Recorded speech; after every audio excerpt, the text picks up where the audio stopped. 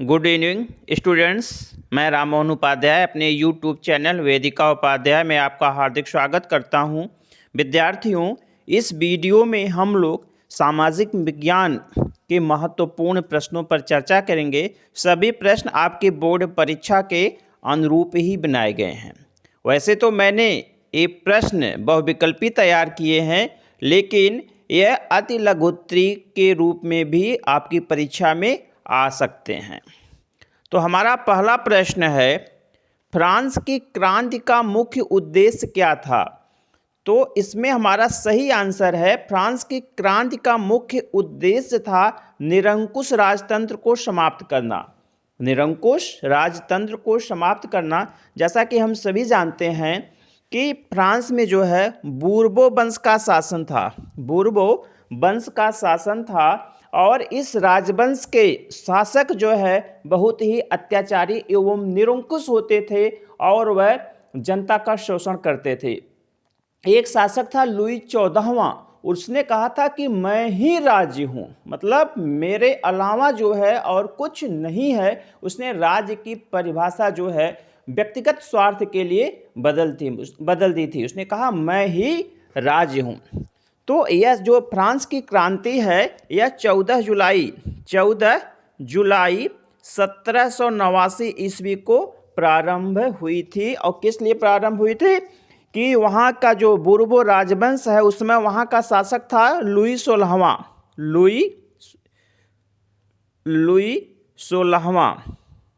तो लुई 16वां के समय में जो है यह क्रांति प्रारंभ हुई थी और जो है इसका मुख्य उद्देश्य ही यही था कि बूर्बो वंश के आतताई शासन से जनता को मुक्ति दिलाना। तो 1789 ईस्वी की जो फ्रांस की क्रांति हुई थी वह विश्व इतिहास की एक महत्वपूर्ण घटना मानी जाती है। यह क्रांति सामंतवाद, वर्गीय विशेषाधिकार, भ्रष्ट नौकरशाही और निरंकुश यद्यपि अयोग्य राजतंत्र के विरुद्ध मध्यम वर्ग का विद्रोह था। कभी कभी प्रश्न ये भी पूछ लिया जाता है, फ्रांस की क्रांति में मुख्य भूमिका किस वर्ग की रही? तो मुख्य भूमिका जो है मध्यम वर्ग की थी। इस क्रांति के साथ जो है विश्व में राष्ट्रीय जागरण और राष्ट्रीय विद्रोह का इतिहास प्रारंभ होता है। इस क्रांति ने जो है मानव को या मानवीय समुदाय को जो है स्वतंत्रता, समानता और बंधुत्व का नारा दिया था। ठीक है, तो हमारा सही आंसर है विकल्प बी, निरंकुश राजतंत्र को समाप्त करना फ्रांसीसी क्रांति का मुख्य उद्देश्य था। हमारा दूसरा प्रश्न है, फ्रांस की क्रांति हुई थी। फ्रांस की क्रांति कब हुई थी? अभी मैंने आपको ऊपर बताया है। फ्रांस की क्रांति जो है 14 जुलाई 1789 ईस्वी को हुई थी। इस प्रकार से विकल्प बी हमारा सही आंसर है। हमारा अगला प्रश्न है, फ्रांस की क्रांति के समय वहाँ का राजा कौन था? तो फ्रांस की क्रांति के समय वहाँ का राजा था लुई 16वां। और लुई 16वां जो है एक अयोग्य शासक था। लुई 15वें के पश्चात जो है यह फ्रांस की गद्दी पर बैठा और यह एक ऐसा शासक था जिसमें इच्छा शक्ति और निर्णय क्षमता का पूर्ण रूपेण अभाव था।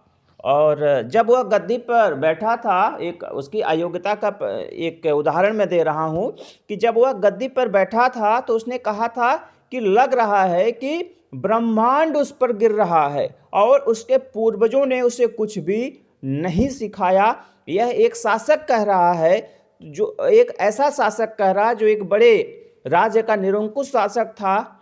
ठीक है, तो यह उसकी अयोग्यता का ही या इच्छा शक्ति के अभाव का ही परिचायक है। और क्या करता था वो जो है अपने महल की खिड़कियों से शिकार करता था। वह अपने महल की खिड़कियों से शिकार करता था और अनावश्यक जैसे जलाशयों की मरम्मत आदि का जो मतलब अनावश्यक कार्य करता था, जिसमें वह एक मतलब अनावश्यक कार्यों में जो उसने ज़्यादा धन अपव्यय कर दिया। ठीक है, जन कल्याण के कार्य में उसकी कोई रुचि नहीं थी, बल्कि जो अनावश्यक और मूर्खतापूर्ण या निरर्थक कार्य होते थे उसमें वह मनोरंजन ढूंढता था। मनोरंजन ढूंढता था। उसका एक मंत्री था जिसका नाम था मैले सर्वस। उसने जो है वित्त मंत्री था, उसने जो है अपना इस्तीफा उसको दिया। तो उसने कहा कि जब उसने बताया कि मैं इस्तीफा देने आया हूं, तो उसने कहा, मतलब उसकी एक हिसाब से उसकी प्रशंसा की, उस मंत्री की उसने प्रशंसा की, उसके कार्यों के या उसके निर्णय को उसने सराहा कि वह एक भाग्यशाली है कि वह पद से त्याग सकता है। वह एक ऐसा भाग्यशाली व्यक्ति है जो अपने पद को त्याग सकता है लेकिन राजा नहीं। तो इस प्रकार से जो है लुई 16वां वहाँ का एक अयोग्य शासक था और उसी के समय में फ्रांस की क्रांति शुरू हुई थी। और बताया जाता है कि उसकी पत्नी का नाम था मेरी एंतवानेत। ठीक है,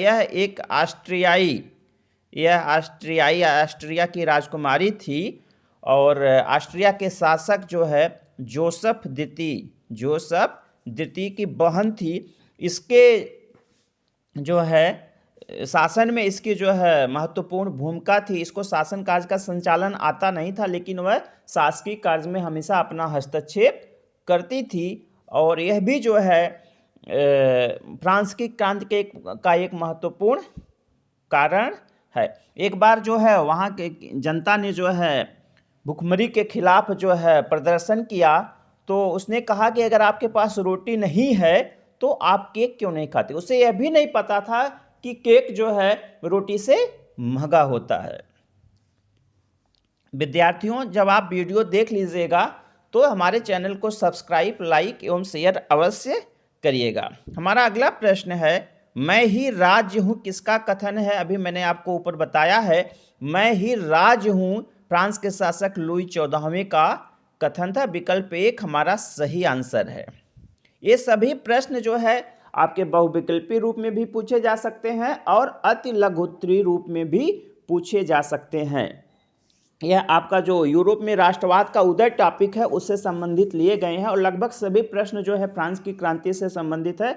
अगली वीडियो में फ्रांस की क्रांति से संबंधित और बचे हुए प्रश्न, साथ ही साथ जो है आगे के प्रश्नों पर चर्चा की जाएगी। तो फ्रांस की क्रांति मूलतः फ्रांस की शासन व्यवस्था तथा तत्कालीन दोषपूर्ण सामाजिक व्यवस्था, विशेषाधिकारों एवं नौकरशाही के विरुद्ध थी। यह एक स्टेटमेंट दिया हुआ है। यह स्टेटमेंट किससे संबंधित है, तो यह स्टेटमेंट जे.ई. स्वेन से संबंधित है। विकल्प सी हमारा सही आंसर है। हमारा अगला प्रश्न है, रूसी क्रांति का मसीहा कहलाता है या किसे कहा जाता है। तो रूसी क्रांति का मसीहा जो है रूसो को कहा जाता है। रूसो एक महान दार्शनिक एवं विचारक था और कहा जाता है कि उसने ही जो है फ्रांस की क्रांति को जो है उत्पन्न करने में अपना योगदान दिया था। तो इसीलिए जो है रूसी क्रांति का मसीहा जो है, सॉरी यहाँ पे एक थोड़ा सा गलत हो गया है, ये रूसी नहीं फ्रांसीसी क्रांति है। यहाँ पे थोड़ा सा सुधार कर लीजिएगा। फ्रांसीसी क्रांति का मसीहा, फ्रांसीसी क्रांति का मसीहा किसे कहा जाता है, रूसो को कहा जाता है। रूसो जो है जेनेवा का एक महान दार्शनिक था और उसकी एक प्रसिद्ध रचना है सोशल कॉन्ट्रैक्ट मतलब सामाजिक समझौता। ठीक है, उसमें जो है उसने फ्रांसीसी क्रांति के विषय में चर्चा की है कि जो उस समय फ्रांसीसी शासन व्यवस्था थी उसके विषय में भी उसने वर्णन किया है। तो विकल्प ए हमारा सही आंसर है। हमारा अगला प्रश्न है, फ्रांस की क्रांति के क्या कारण थे। तो जब भी कोई क्रांति उत्पन्न होती है या पैदा होती है तो उसके अनेक कारण होते हैं। सामाजिक कारण, आर्थिक कारण, राजनीतिक कारण, सांस्कृतिक कारण, तात्कालिक कारण। तो कई कारण होते हैं जो क्रांति के उत्पन्न होने में अपनी महत्वपूर्ण भूमिका अदा करते हैं। जिसमें राजनीतिक कारण भी है, विकल्प भी है, सामाजिक कारण ये भी है, तीसरा है बौद्धिक कारण ये भी है, चौथा है आर्थिक कारण। तो उपर्युक्त सभी जो है हमारा सही आंसर है। वहाँ के बौद्धिक कारण में जो है बेसिकली वॉल्टेयर, रूसो, ठीक है, हीगल, इन सभी दार्शनिकों का महत्वपूर्ण योगदान है। उन्होंने अपनी रचनाओं के माध्यम से जो है वहाँ के जनता को क्रांति के प्रति प्रेरणा प्रदान की। हमारा अगला प्रश्न है, फ्रांस की क्रांति के समय वहाँ की रानी कौन थी? अभी मैंने आपको ऊपर बताया है कि फ्रांस की क्रांति के समय वहाँ की रानी जो है मेरी एंतोनेट थी। तो यहाँ पे मेरा हो गया मेरी एंतोनेट थी, विकल्प ए हमारा सही आंसर है। यह एक ऑस्ट्रियाई राजकुमारी थी। वहाँ की महारानी थी मेरिया थेरेसा। ऑस्ट्रिया की महारानी थी मेरिया थेरेसा, उसी की पुत्री थी। हमारा अगला प्रश्न है, स्वतंत्रता, समानता और भ्रातृत्व का नारा किस क्रांति से संबंधित है? तो स्वतंत्रता, समानता और भ्रातृत्व का नारा जो है फ्रांसीसी क्रांति से संबंधित है। विकल्प बी हमारा सही आंसर है। हमारा अगला प्रश्न है, स्वतंत्रता, समानता और भ्रातृत्व का नारा किसने दिया था? स्वतंत्रता, समानता और भ्रातृत्व का नारा जो है रूसो ने दिया था। किसने दिया था? स्वतंत्रता, समानता और भ्रातृत्व का नारा रूसो ने दिया था। अभी मैंने आपको ऊपर बताया है कि रूसो की एक पुस्तक है सोशल कॉन्ट्रैक्ट। तो सोशल कॉन्ट्रैक्ट में उसने कहा है कि मनुष्य सर्वत्र जो है या स्वतंत्र उत्पन्न होता है। मनुष्य स्वतंत्र पैदा होता है, लेकिन हर जगह सर्वत्र वह बेड़ियों से जकड़ा हुआ है। और इसी पुस्तक में उसने स्वतंत्रता, समानता एवं भ्रातृत्व का नारा दिया था। विकल्प भी हमारा सही आंसर है। हमारा अगला प्रश्न है, टाइथ क्या था? टाइथ क्या था? तो टाइथ जो है एक धार्मिक कर था। एक धार्मिक कर था। इसको धर्मांश के नाम से जाना जाता है। जो वहाँ का प्रथम वर्ग था पादरी वर्ग, प्रथम वर्ग था पादरी वर्ग, वह इस कर को लेता था और पूरी आय का जो है 10वां भाग जो है यह कर लिया जाता है। तो टाइथ एक धार्मिक कर था जो फ्रांस के पादरी वर्ग या प्रथम स्टेट के लोग लेते थे। विकल्प सी हमारा सही आंसर है। हमारा अगला प्रश्न है, प्रथम स्टेट था। तो प्रथम स्टेट जो है फ्रांस का सबसे ऊंचा, सबसे बड़ा जो है स्टेट माना जाता था। इसमें समाज के जो है उच्च वर्गीय लोग जैसे पादरी, इसमें समाज के पादरी या जो धर्माधिकारी होते थे वो रहते थे। और उनका जो है एक अपना अलग संगठन था। फ्रांसीसी पादरियों का अपना एक अलग संगठन था। शिक्षा, जन्म, मृत्यु, विवाह, धार्मिक संस्कार, सब पर उनका जो अपना एकाधिकार रहा जाता, उनका एकाधिकार रहता। कहा जाता है कि जो फ्रांसीसी चर्च है उसको राज्य के भीतर राज्य कहा जाता था। फ्रांसीसी चर्च को राज्य के भीतर चर्च कहा जाता था। जो चर्च होता वहाँ पे पादरी अपनी अपना पूजा पाठ करते हैं। तो विकल्प एक हमारा सही आंसर है। हमारा अगला प्रश्न है, द्वितीय स्टेट किसे कहते हैं? तो जो द्वितीय स्टेट होता था उसमें समाज के कुलीन और सामंत वर्ग के लोग रहते थे। समाज के कुलीन एवं सामंत वर्ग के लोग रहते थे। तो विकल्प बी हमारा सही आंसर है, कुलीन वर्ग। कुलीन वर्ग या अभिजात वर्ग है। तो जो है इनका भी समाज पर अपना एक नियंत्रण होता था। इसमें दो प्रकार के कुलीन वर्ग में दो प्रकार के सामंत होते थे। एक उच्च वर्गीय सामंत होते थे, दूसरा निम्न वर्गीय सामंत होते थे। लेकिन दोनों सामंत जो है किसानों का या मध्यम वर्गीय लोगों का, बुजुर्गा वर्ग जिसको बोलते हैं, उसका शोषण करते थे। और इनका जो अपने क्षेत्र के जो किसान होते थे उन पर पूर्ण नियंत्रण होता था। इन्होंने जो आटों की चक्कियां, शराब की दुकानें, तंदूर खोल दिया था वहाँ पे, जिसका उपभोग करना किसान के लिए अनिवार्य होता था। और किसानों से जो है ये बेगारी भी लेते थे, बेगार कराते थे। तो विकल्प भी हमारा सही आंसर। हमारा अगला प्रश्न है, लात्रेदकासे किसे कहते थे? लात्रेदकासे किसे कहते थे? तो लात्रेदकासे जो है एक ऐसा कानून होता था जिसमें किसी भी व्यक्ति को गिरफ्तार किया जाता था और उस पर कोई बिना मुकदमा चलाए जेल भेजा जा सकता था। जैसे भारत में रौलट एक्ट आया था, रौलट एक्ट आया था, उसी प्रकार से जो है लात्रेदकासे थे। इसमें किसी भी व्यक्ति को गिरफ्तार किया जा सकता था और बिना मुकदमा चलाए ही जेल में डाला जा सकता था। तो विकल्प सी हमारा सही आंसर है।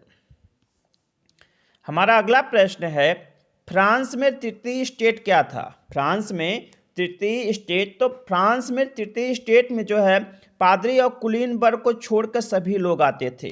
पादरी और कुलीन वर्ग को छोड़कर सभी लोग आते थे। बेसिकली इसमें किसान भी आ जाते थे, बुजुर्ग वर्ग के लोग आ जाते थे, शिल्पी दस्तकार आ जाते थे। ठीक है, तो विकल्प सी हमारा सही आंसर है। हमारा अगला प्रश्न है, टैली क्या था? टैली क्या था? तो टैली जो है एक प्रकार का भूमिकर होता था। विकल्प ए हमारा सही आंसर है। टैली एक प्रकार का भूमिकर होता था। तो जैसे वहाँ पे अभी मैंने ऊपर बताया है टाइथ होता था, तो टाइथ एक धार्मिक कर होता था जो 10वां भाग लिया जाता था। इसी प्रकार से टैली या टैले होता था। एक कर होता था गेवेल।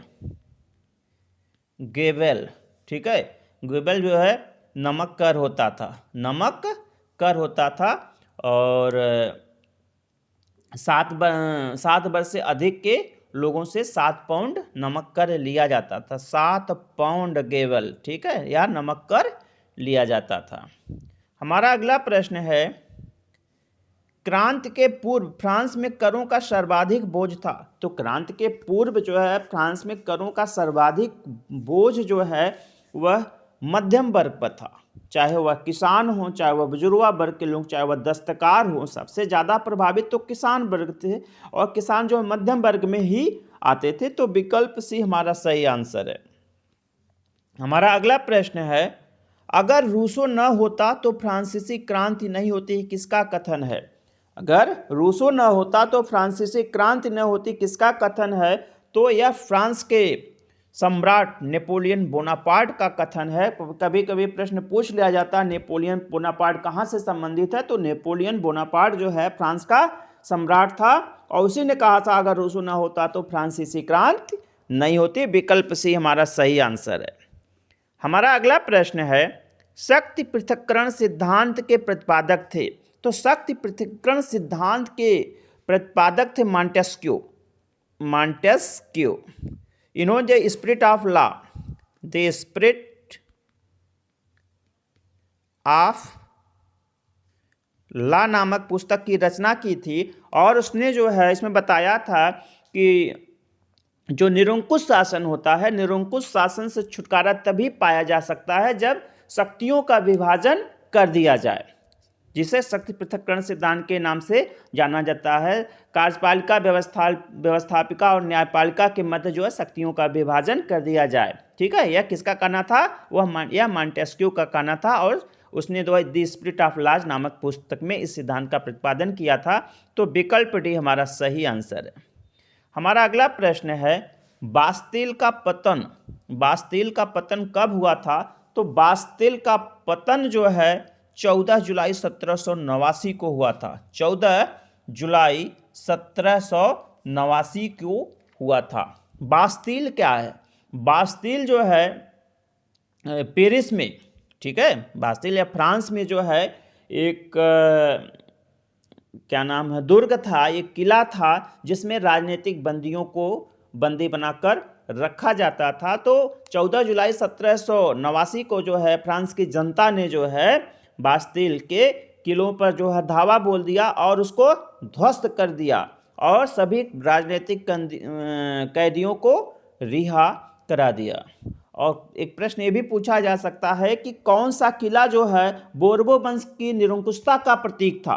कौन सा किला बोर्बो वंश की निरंकुशता का प्रतीक था? तो आपका ये बास्तिल का किला जो है बोर्बो वंश की निरंकुशता का प्रतीक था। तो 14 जुलाई 1789 को जो है बास्तिल के किले का पतन हुआ था, इसीलिए जो है 14 जुलाई को फ्रांस का राष्ट्रीय दिवस मनाया जाता है। यह भी प्रश्न आ सकता है कि फ्रांस का राष्ट्रीय दिवस कब मनाया जाता है? तो फ्रांस का राष्ट्रीय दिवस 14 जुलाई को मनाया जाता है। एक प्रश्न आता है कि जो फ्रांसीसी क्रांति का जो झंडा था वह कितने रंग का था? तो फ्रांसीसी क्रांति का झंडा जो है 3 रंगों में विभक्त था, लाल, सफ़ेद और नीला। लाल, सफ़ेद और नीला, मतलब एक तिरंगा था। हमारा अगला प्रश्न है, बास्तिल का किला था, इस भी पूछ लिया गया क्या था? तो बास्तिल का किला जो है बेसिकली एक जेल थी। विकल्प बी हमारा सही आंसर है। अगला प्रश्न है, टेनिस कोर्ट शपथ किसके नेतृत्व में ली गई थी? टेनिस कोर्ट शपथ किसके नेतृत्व में ली गई थी? तो जो टेनिस कोर्ट शपथ है वह मिराबो के नेतृत्व में ली गई थी। विकल्प ए हमारा सही आंसर है। विकल्प ए हमारा सही आंसर है। टेनिस कोर्ट घटना जो है लगभग 20 जून 1789 को घटित हुई थी। टेनिस कोर्ट शपथ या घटना जो है कब घटित हुई थी? 20 जून 1789 को घटित हुई थी, जब वहाँ के राजा ने, जब फ्रांस के राजा लुई 16वें ने सभा भवन पर ताले लगवा दिए। तो और जो तीनों स्टेट थे, ठीक है, उसके सदस्य उसमें पार्टिसिपेट करने के लिए गए, तो उन्होंने देखा कि वहाँ पे ताला लगा हुआ है। तो ख़ास तौर पे ये जो तृतीय स्टेट के लोग, जो मध्यम वर्ग के लोग थे, उन्होंने उसके बगल में ही एक टेनिस कोर्ट थी, टेनिस का खेलने का मैदान था, वहीं पर एकत्र हुए और बेली के सभापतित्व में, ठीक है, यह सभा हुई। बेली ने उस सभा का जो है सभा की अध्यक्षता की, और एक विद्वान थे मोनियर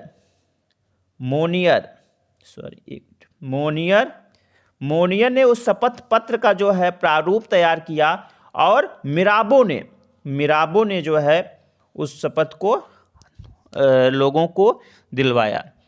एक प्रश्न ये भी पूछा जा सकता है, इसी को टेनिस कोर्ट की शपथ कहा जाता है, इसी को टेनिस कोर्ट की शपथ कहा जाता है। और उन्होंने जो शपथ लिया था कि जब तक फ्रांस का संविधान बना लेते हैं नहीं है, जब तो फ्रांस का संविधान नहीं बना लेते, और इसके लिए जहां और जब भी आवश्यकता होगी मिलते रहेंगे, यही जो है वहां पे शपथ ली गई थी, इसलिए इसे टेनिस कोर्ट की शपथ कहा जाता है। इससे संबंधित एक प्रश्न ये भी पूछा जा सकता है कि फ्रांसीसी क्रांति का वास्तविक प्रारंभ कब माना जाता है? फ्रांसीसी क्रांति का वास्तविक प्रारंभ, तो फ्रांसीसी क्रांति का वास्तविक प्रारंभ जो है टेनिस कोर्ट की शपथ से ही माना जाता है। और टेनिस कोर्ट की शपथ कब हुई थी? 20 जून 1789 को। विकल्प ए हमारा सही आंसर है।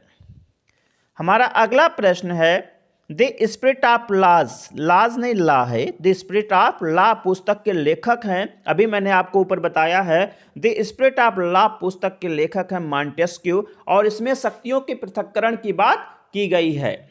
तो विकल्प ए हमारा सही आंसर। हमारा अगला प्रश्न है, विश्वकोश इंसाइक्लोपीडिया के संपादक हैं, तो विश्वकोश या इंसाइक्लोपीडिया के जो संपादक हैं वो हैं दिदरो। कौन है? दिदरो। विकल्प डी हमारा सही आंसर है। लगभग 1772 ईस्वी में, 1772 ईस्वी में दिदरो ने जो है 17 खंड का एक विश्वकोश प्रकाशित किया, और उस कार्य में उनकी सहायता जो है डी एलम्बर्ट ने किया था। ठीक है, तो विकल्प डी हमारा सही आंसर है। हमारा अगला प्रश्न है, फ्रांस में राजा की स्वेच्छाचारिता पर नियंत्रण के लिए किस संस्था का निर्माण किया गया? तो फ्रांस में राजा की स्वेच्छाचारिता पर नियंत्रण के लिए पाल्मा नामक संगठन की या पाल्मा नामक संस्था की स्थापना की गई थी। ठीक है, पाल्मा नामक संस्था की स्थापना की गई थी, और यह संस्था जो है राजा की स्वेच्छाचारिता पर नियंत्रण स्थापित करती थी, और इसमें कुल 13 सदस्य होते थे। और बेसिकली जो है फ्रांस की मध्ययुगीन न्यायिक संस्था होती थी यह, और राजा के आदेशों को पंजीकृत करती थी, और ये जो पंजीकरण होता था, राजा के जो आदेशों का जो पंजीकरण होता था पाल्मा में, वही कानून माने जाते थे। बाद में 1771 में लुई 15वें ने इसे भंग कर दिया था। तो हमारा सही आंसर विकल्प ए। हमारा अगला प्रश्न है, फ्रांस के किस स्थल को राष्ट्र की समाधि कहा जाता है? फ्रांस के किस स्थल को राष्ट्र की समाधि कहा जाता है? तो फ्रांस में एक स्थान था वर्साय, तो वर्साय को जो है राष्ट्र की समाधि कहा जाता है। विकल्प सी हमारा सही आंसर है। जो वर्साय है, तो वर्साय के जो महल हैं वह काफ़ी प्रसिद्ध हैं। तो वर्साय के महलों में ही जो है बोर्बो वंश के शासकों की विलासता होती थी। और वहाँ पे जो है क्रांति के पूर्व में, क्रांति के 1789 के पूर्व में वहाँ के वर्साय में जो $200 प्रति वर्ष का खर्चा होता था। वर्साय में, वर्साय के महलों में, अयासी में, ठीक है, $200 का खर्चा होता था। इसलिए वर्साय को जो है राष्ट्र की समाधि कहा जाता था। वर्साय को राष्ट्र की समाधि कहा जाता था। हमारा अगला प्रश्न है, कहाँ पर चर्च को राज्य के भीतर राज्य कहा जाता था? अभी मैंने ऊपर इसमें आपसे चर्चा की है कि चर्च के भीतर, राज्य के भीतर राज्य, चर्च को फ्रांस में कहा जाता था। विकल्प डी हमारा सही आंसर है, क्योंकि जो प्रथम स्टेट में जो वर्ग आता था वो पादरी वर्ग आता था, और पादरी वर्ग का जो है फ्रांस के राजसत्ता पर एक मतलब पूर्ण रूपेण तो नहीं कहा जा सकता, लेकिन व्यापक नियंत्रण था। विकल्प डी हमारा सही आंसर। हमारा अगला प्रश्न है, फ्रांसीसी क्रांति का विरोधी कौन था? फ्रांसीसी क्रांति का विरोधी जो है, फ्रांसीसी क्रांति का विरोध जो है एडमंड बर्क ने किया था। यह एक महत्वपूर्ण जो है राजनीतिक विचारक था। विकल्प डी हमारा सही आंसर है। हमारा अगला प्रश्न है, 17 जून 1789 को किस स्टेट ने स्वयं को राष्ट्रीय सभा घोषित किया? तो 17 जून 1789 को तृतीय स्टेट ने स्वयं को राष्ट्रीय सभा घोषित किया। विकल्प सी हमारा सही आंसर है। इसके बाद 30वां एवं अंतिम प्रश्न है, फ्रांसीसी क्रांति से पूर्व सरकार पर कितने करोड़ रुपए या कितने करोड़ का ऋण था? तो फ्रांसीसी क्रांति से पूर्व जो है वहाँ की सरकार पर 60 करोड़ का ऋण, कितने का ऋण था? 60 करोड़ का ऋण था, जो कि तत्कालीन परिस्थितियों को देखते हुए एक बहुत बड़ी धनराशि होती थी। विद्यार्थियों, इस वीडियो में मैंने कुल यूरोप के राष्ट्रवाद से संबंधित 30 महत्वपूर्ण प्रश्नों पर चर्चा की। सभी प्रश्न आपके बोर्ड परीक्षा के लिए काफ़ी महत्वपूर्ण हैं। आप इस वीडियो को ध्यानपूर्वक देखिएगा और इसे अधिक से अधिक अपने मित्रों को भी शेयर कीजिएगा, जिससे वो भी इससे लाभान्वित हो सके। आप सभी को सुनने के लिए बहुत बहुत धन्यवाद। नमस्कार।